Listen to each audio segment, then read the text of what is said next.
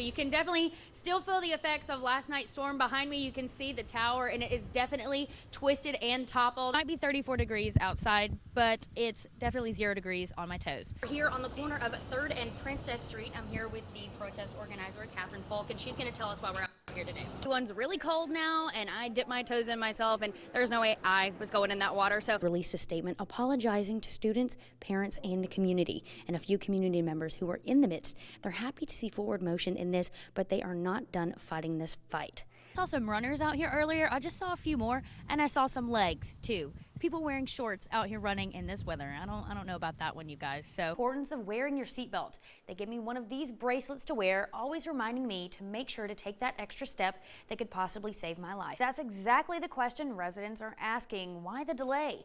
Residents say they feel uneasy knowing they've been left in the dark for so long.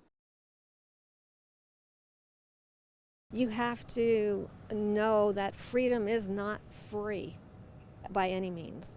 U.S. Army Specialist Antonio Moore paid the ultimate price for our freedom. He was killed in a vehicle rollover accident while serving in Syria. On Saturday, he made his final journey home to Wilmington. When we got the call, we had no choice. It was like no choice but to be here, you know. Countless law enforcement officers, firefighters, EMS, and bikers lined up for the procession. We're here because we love him, we're here because we respect him, and we're here because most of us who are ex-military understands what him and his family is going through. Thousands of people gathered at the airport and around Wilmington to pay their respects and say thank you to Specialist Moore.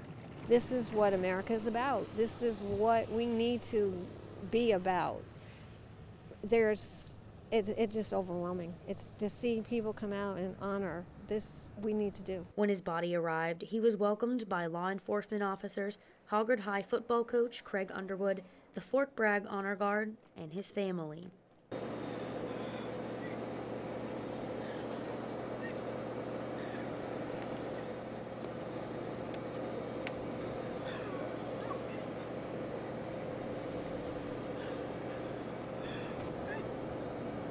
And he's looking down on us right now, and I'm sure he's smiling, and it does his heart a great deal of joy.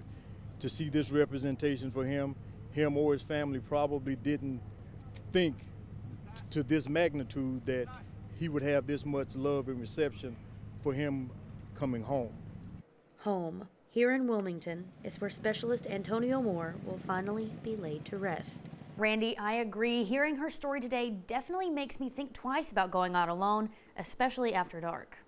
He picked up his pace, and I was like, okay, I need to get out of here now. An ordinary shopping trip turned terrifying.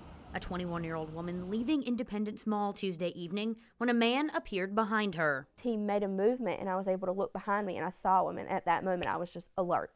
She says he asked to carry her single shopping bag for her. She politely declined. He went from helpful to hostile. He yelled out, "You don't have to, or you shouldn't have been rude." And so that's when I just I took off running, and I screamed, but from what I could tell, there was no one around. She ran to her car. While he chased her to the car, he called for help from someone sitting in a car close by. Go to the other side, to try to get on the other side of my vehicle. She got in, slammed the door. He reached out to grab me, and I slammed my door real quick.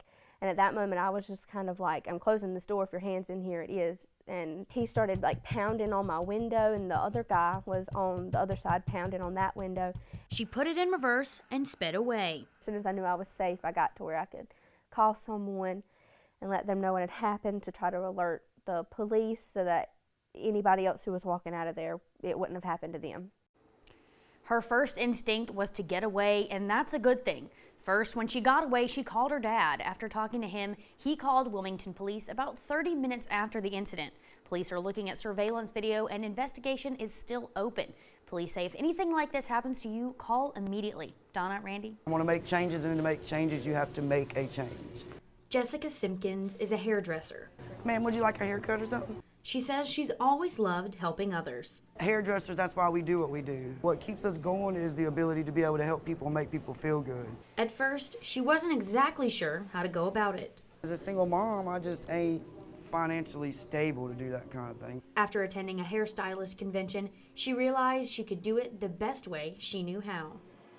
About 5 months ago, she began giving free haircuts at the rescue mission of Cape Fear every first Wednesday. The ones who are trying to start over, I just thought it was a good way to give back, and it's turned into a real big thing. She also collects coats, blankets, and scarves for those in need.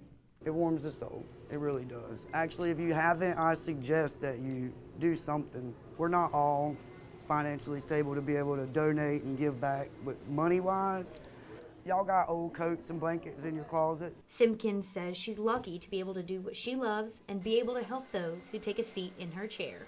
You actually get into somebody's heart or what somebody might have going on.